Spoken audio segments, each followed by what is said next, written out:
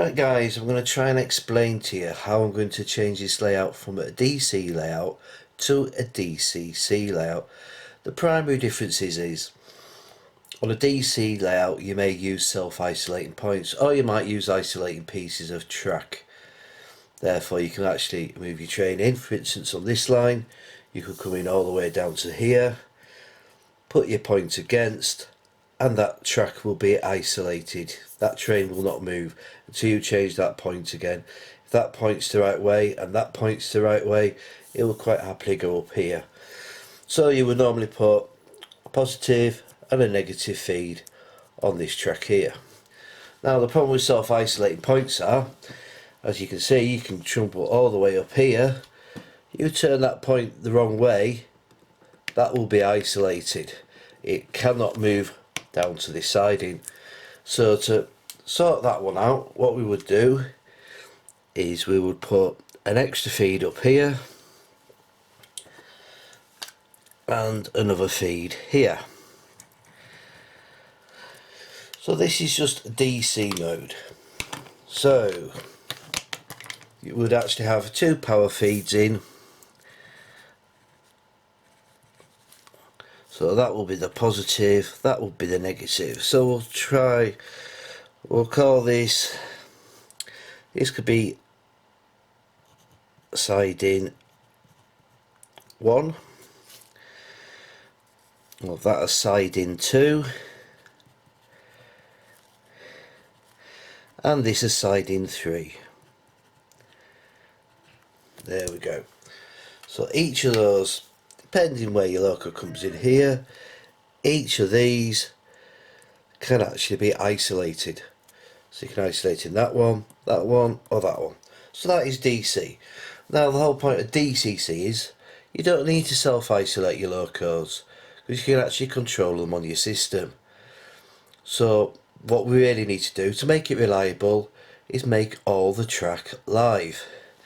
So what we're going to do is we're going to put in some extra positive feeds in first. So positive. Now if that points the wrong way, that line there will be isolated. So we're going to give that a power feed in there. Same with this track here, that will be a positive. So that needs one in there as well. That line doesn't, because that positive feeds the whole length for that line. So we're going to do the same for the negative. So on the negative tracks, that feeds all the way through here. So that's actually good. We don't actually need anything on that track. There's a point switchblade there, so we will need one on here. We don't want to be relying on the switchblades of the points. We need a proper connection. So do I need another negative in? Yes, I could do with one in there. And where else would I possibly need one? That track there runs all the way and goes all the way through. That doesn't rely on the point blade. So that is what essentially I need to do. So the positive I'm going to have is, so we have one red wire, which would be your normal DC feed in, but you'll just plug that into your DCC system. We have 1, 2. So we have 2 feeds in there. That is what we're going to have on the positive side. So we'll number those up. So call that number 1 and that number 2. So that's power feed in. So we'll do the same on the negative side. So the negative side we'll just do here.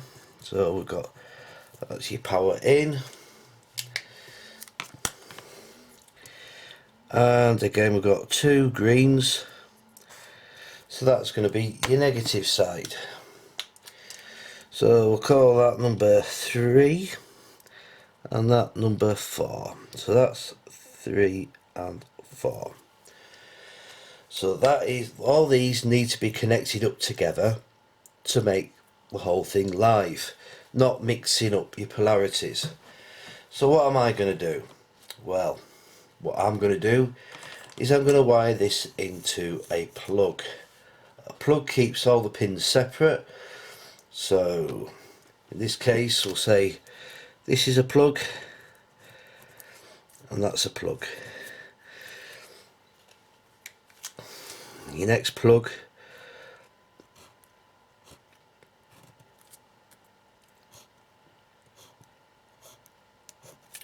so we'll say this is a male and that's the female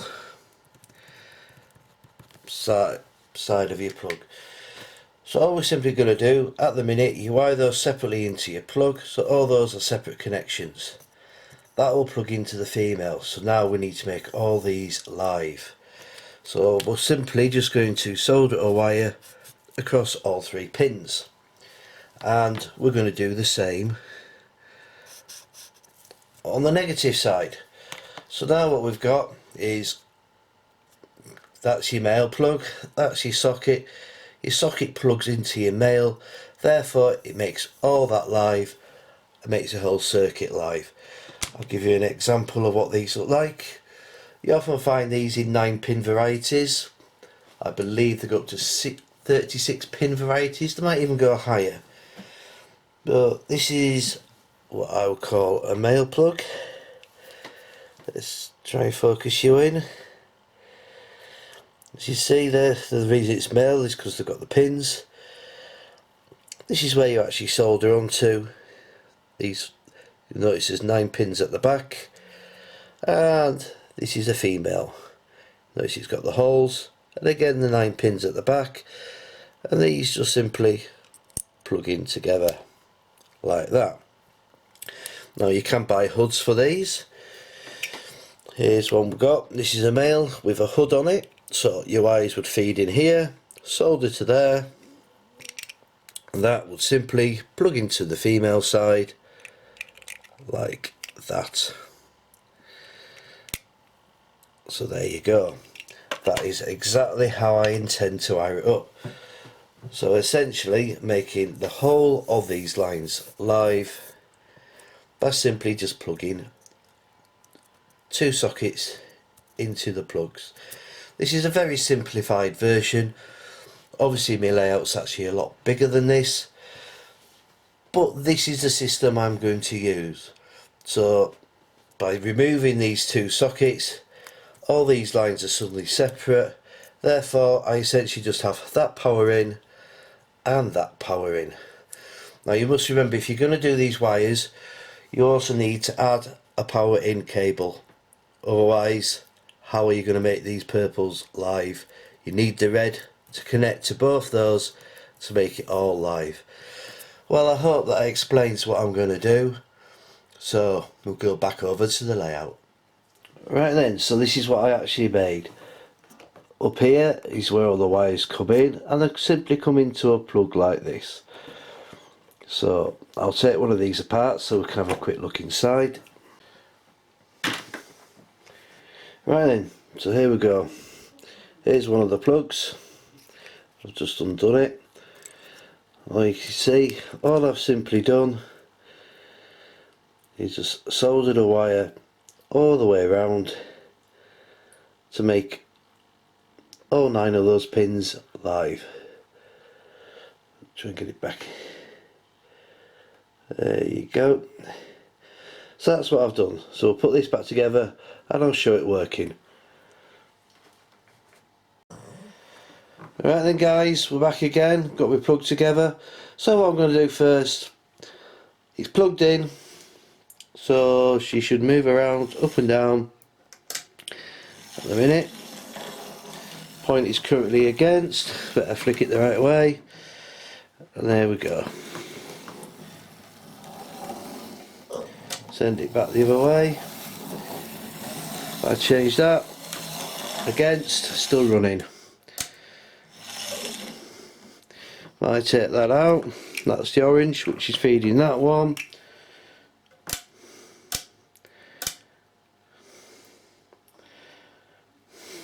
Points against, give it a flick,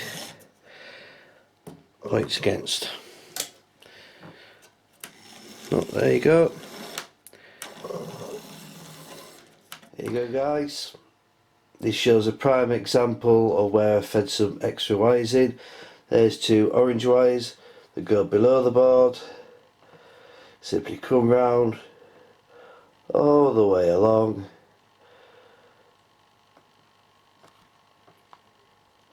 and to one of the plugs, and it's as simple as that. So hope this helps you out guys. Right guys, just before we start wrapping up, I just want to show you my power sources into the layout. Simply got a chop block here that feeds to that line, that then feeds to my controller. On this side, power goes down to this one here, that's my upper level, and that goes to a controller. These are brilliant. I'll just simply say they're brilliant. The CCTV power supply connectors, that's what you want to search for guys.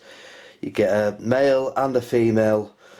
What I tend to do is I tend to have my power in as a female, power out as a male. So for instance, all my power out will be a controller, DCC controller. I use it for my Digitax PR3 programmer. My power in will be all my layouts, so they'd all be on female. My test board, that'll be on a female connection. Use it on my rolling road. Use it on my DCC decoder tester. They're all things that take power in, so they would all be female. Never mix them up. So I've always got power out is a male, power in is a female. It's as simple as that. You can't go wrong. They come in packs. I've actually got 10, so we'll have a little look at one. So this is typically, there you go, let's try and get it into focus.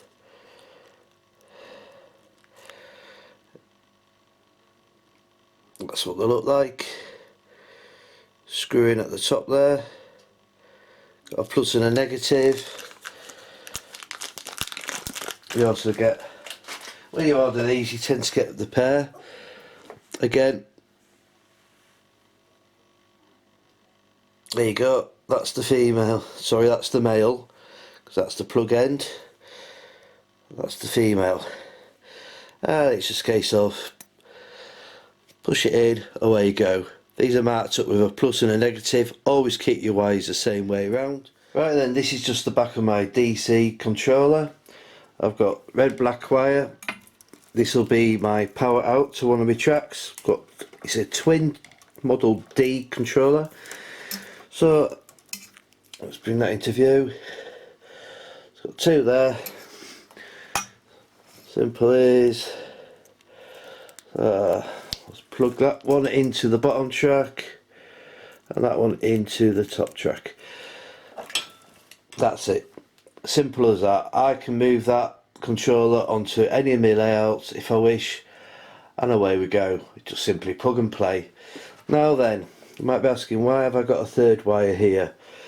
Well, this is a cunning plan. On this occasion, I'm going to use the female. Now that's going into my 12 volt supply, so I'm going to actually use that possibly for lights. If you use the opposite way around, that means that none of my normal leads for my power in like that, if I take that one out, that will not go into there. Won't connect, I can't get them mixed up. It's as simple as that. And to be honest, I like things simple, just like me, so we'll just crack on. Right then, another advantage of using these connectors, it's not just a case of being able to swap your controllers through your layouts, you can also make other things like leads. What I've done here, simple, that'll plug into the controller, and I've just wired it to some crock clips. Simple as, if I just want a little length of test track, I just clip them straight on the track, I know I've got power to the track. Now another lead I've actually made, as you noticed, both levels are independent of each other. Well, that's not really a problem. What I've done, in effect, I made a Y lead. So what I can do now, I can actually connect the bottom level up, and we can connect the top level up, and that is all now going to the one lead, just like that. I'll show you them dangling, all connected up at the bottom, going to the top. That way it's all live now. That goes to my DCC controller, and my controller can power both units, and I can drive 2 lots of trains quite happily all day long just on the DCC controller. Or if I wanted, I could have the top level DCC, bottom level DC, or I could actually run separate levels DC, simple as. So there you go, that is why I've chose these connectors. Brilliant little gadget, just thought I'd show you guys this, and we'll finish off. We'll just give the 66 a little leg stretch on the front. So we'll see you then.